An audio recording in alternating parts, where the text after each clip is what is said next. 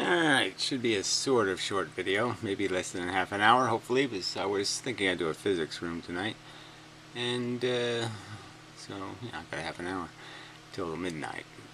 So I did do I started this yes-no thingy, whatever, with the questions and whatnot, and there's only 4 videos so far, so I gotta definitely add a few hundred, but the idea is there. So if you answer no, yes, yes, you'll get 3 of the videos.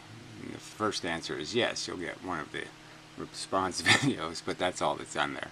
So anyway, nowhere near complete. I just used the other website as a template, so the image thing is still on it. You know, in the sense of the camera stuff that I'm working on also.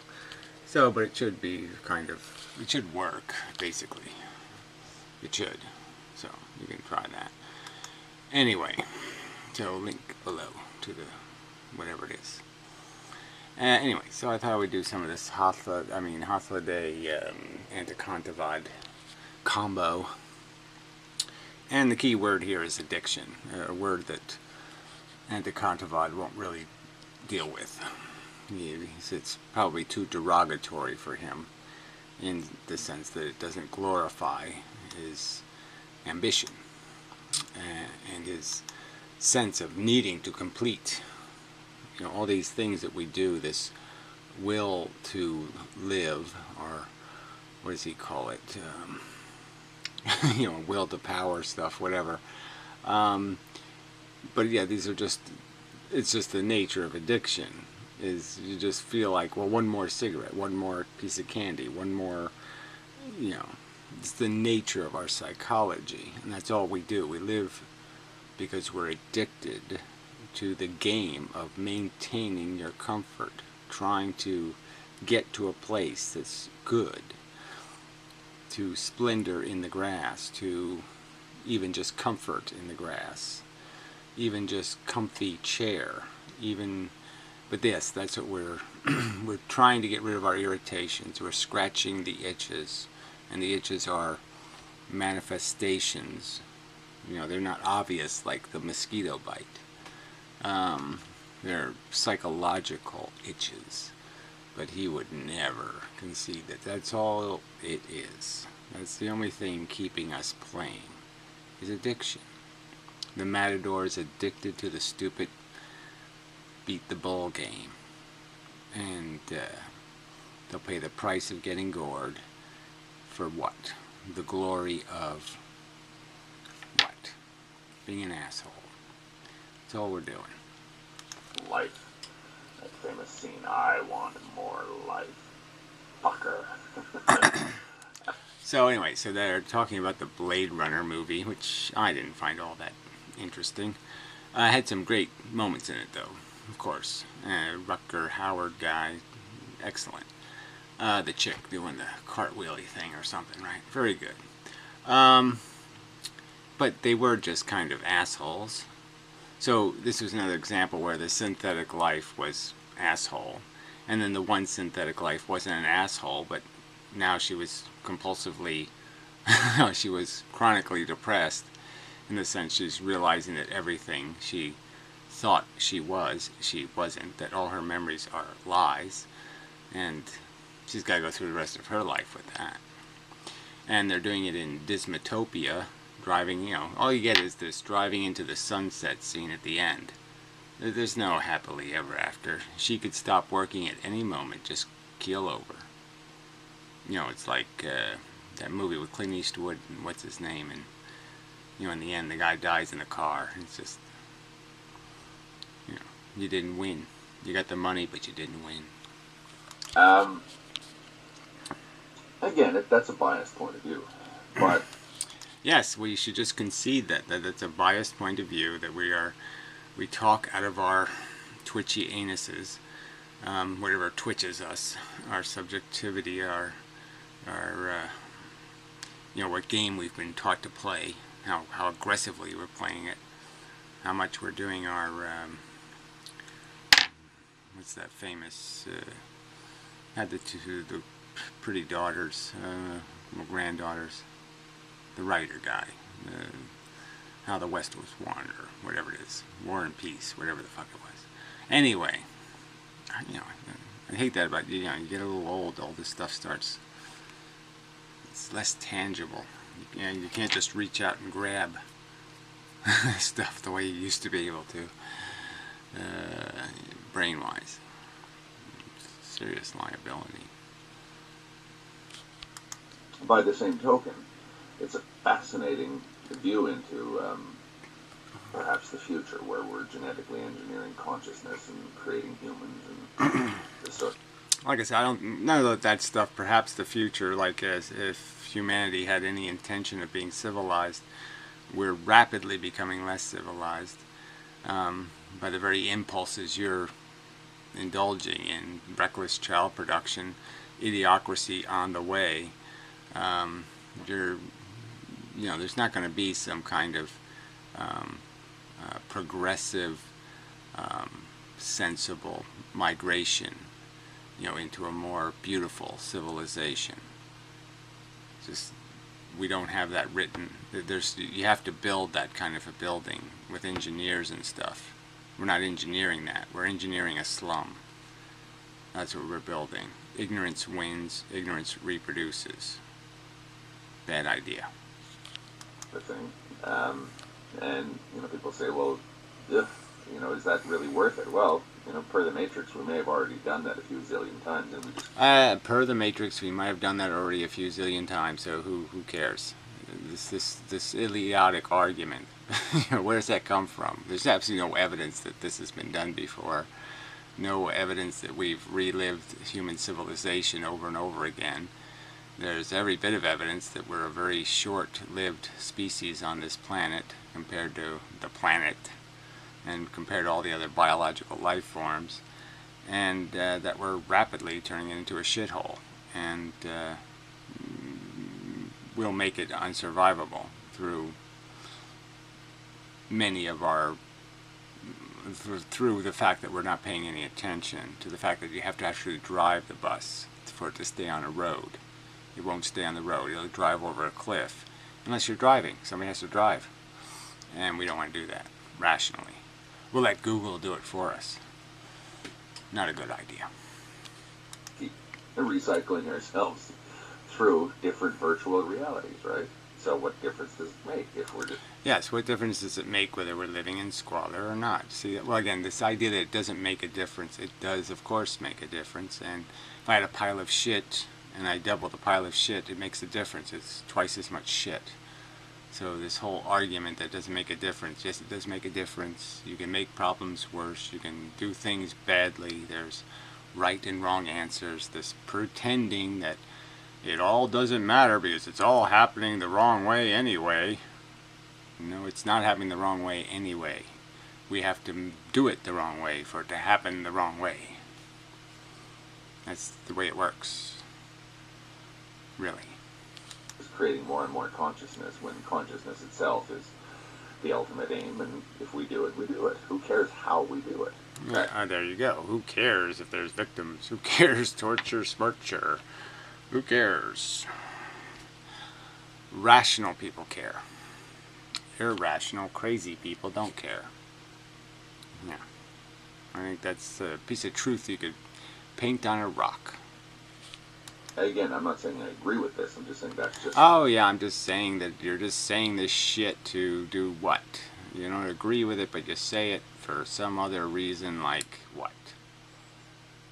You're not painting these gooey little woo-woo, you're not playing with this religion because you believe in it. No, you're doing it because you like to play with idiotic ideas. Oh, okay. I don't think so. The implications of these sorts of things. But what is interesting about Roy Batty's speech is his use of the term I. That's the first word of the entire sort of again, this is one of those things. This is like you can't make an ought out of an is thing or something. This whole idea that there's no I is stupid. There's no I in the sense that there's no little humongous. There's no little man inside my brain eyeing the controls. the brain is the I, but there's an I. There's an individual brain perceiving. That's happening, and it's not outrageous for that individual perception device to say, I am an individual perceiving device. I perceive, I feel. It would be stupid to say, I don't feel, because I feel. I do it. You don't do it for me. The tree doesn't do it. The desk doesn't do it. The fly doesn't do it for me. He has his own problems. I do it. This brain feels. But if you understand that I means brain, there's no problem. Homily that he delivers. You know, and again, it's go back to say Buchanan. Yes, well, if the robot would have said, I, robot number 674, you know, no problem. Where these sorts of things, I won't say that it was the first time they were ever explored, but you know, it's one of the major milestones in our understanding of what we are. The Kano Upanishad. Who sends the mind to wander far? Who first drives life to start on its journey? Oh, poetry crap. Ooh, puke. Who impels us to utter these words? Who is the spirit behind the I and the E? Yeah, whatever. We already know all that crap, right? You learn how to be a human being, and it takes a long fucking time. How can you people be oblivious to that?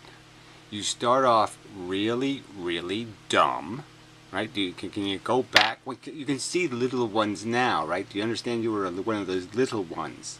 And you see how really, really dumb they are, right? And that the thing that makes them something is learning. They learn how to use these things called words, and they use it to identify things, and then they can find out good thing, bad thing, sharpy, pointy thing, dull thing. They can figure all that out, and that's what we do. That's what creates us. Education. Here, you know, all these things imply that there is something behind all of this. Clearly not. You're hatched. You wiggle around and figure some shit out, and then you figure out, oh my god, I'm going to be killed. And then you're killed. I would say, though, however, that they're just asking rhetorical questions. You know, some people might say that they're misphrasing the question in the first place, but whatever. Yes, I would say you're constantly just breaking the whole vocabulary thing into little tiny little pieces, and so nothing is comprehensible in any kind of sensible way because you have thoroughly fucked the words into oblivion. It is the ear of the ear, the eye of the eye, and the word of words, the mind of mind, and the life of life. Blah blah blah, wibbly wibbly, boobily boobily boobily bee. Whippily pippily peppily po. Yeah, I don't think this is very useful. Those who follow wisdom pass beyond and, leaving this world, become immortal. Well, that doesn't happen either. They die. Their computer burns up, the CPU fries, they're all done. Piece of shit. They're not immortal. Yes, they could write their name on a rock, but that's not them. See, my name, we could put inmendham, you know, on Mount Rushmore, but that wouldn't be me. See, I'm a little more complicated than the word inmendham. Just true. Yeah. So that's called rubbish. Yes, no, you're not going to be immortal. You can acquire wisdom, but you're not going to be immortal. No, no, no, no, no. There the eye goes not, nor words nor mind. We know not, we cannot understand. How can he be explained? He is above the known and is above the unknown. Gobbledy fucking goop. Thus we have heard from the ancient sages who explained this truth to us. Religious, poetic language, rhetorical language. Gobbledygook. Kind of, for some people, that kind of spoils it. Yes, fiddly fattily foo. It smells just like poo. To my sort of poetic frame, the turn of mind, I kind of like it to be phrased like that, but, matter of taste. No, a matter of intelligence versus garbage. Woo-woo. Silly fucking putty. And it raises the question, what is the knower of the known? What is the knower of the known? What is the doer of the do? What is the whatever? Foot of the foot? What? Again, can't even give you a number of how many machines there are on Earth right now. Biological machines with neurological packages that are knowing. They're seeing and feeling their way through the slop. And some of them are doing it with little antennas, and some of them are puking acid on stuff and then drinking it. They're doing all kinds of disgusting things, including ourselves. Is the eye of the eye? What is it that sees that which the eye... Brain. Brain makes the whole thing.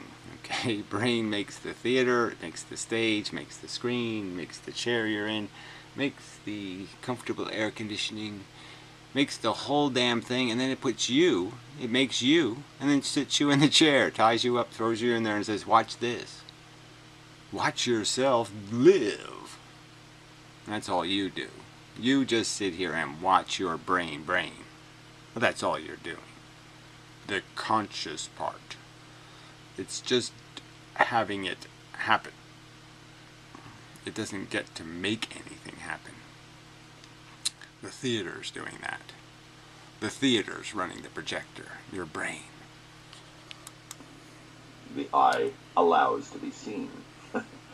At the end of everything, there has to be something perceiving it. Well, whatever. It says you. Declaration by the authority. No, there doesn't have to be anything. There just has to be the perception as a configuration of neural activity. Yes, we are conscious. Yes, we are having perception. And it's entirely something manufactured inside your brain. What is it that thinks that it is an eye, even if there isn't an eye? What is it that is convinced that it is? What is Roy Batty referring to when he says, I have seen things? Or he's talking about the fact that he can read the memory. His computer is working. The lights are on. Yeah.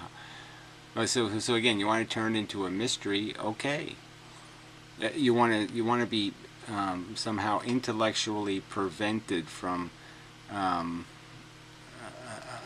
recognizing the material truth of existence and the mechanical nature of it, because you're going to stumble over the fact that a brain with 100 billion neurons is capable of manufacturing this narrative, this story that you're living. That's all it's doing. It's throwing it's putting the paper into the player piano and the music's popping out. And yes, it's all quite mysterious to us to figure out exactly how this piano works. But it does. That's what it does. The paper goes in, the keys go up and down, and the music comes out. But it's not magical. It's just complicated.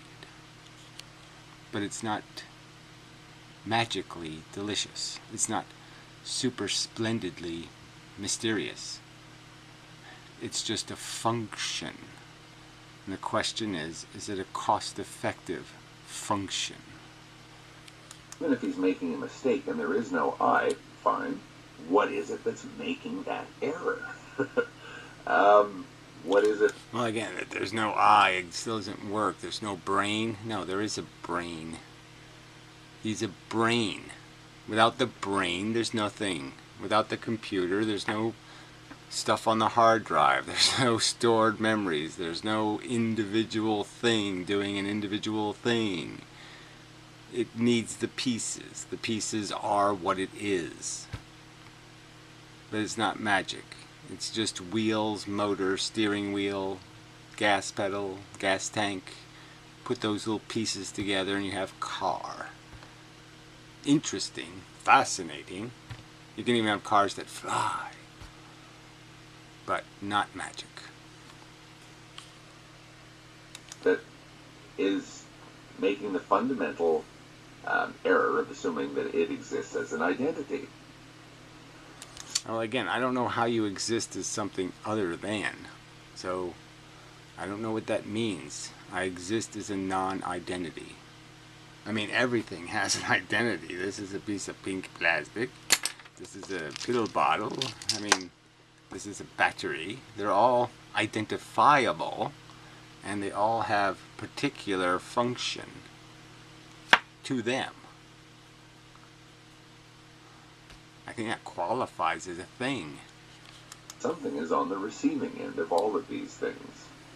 Something is hearing that which is heard. In other words, Well, again, you just keep saying it like the player piano needs a player piano. I don't know what he's saying. The brain is manufacturing the player piano. It's not some other place the music's coming from. It's coming from the brain, and the brain's listening to it.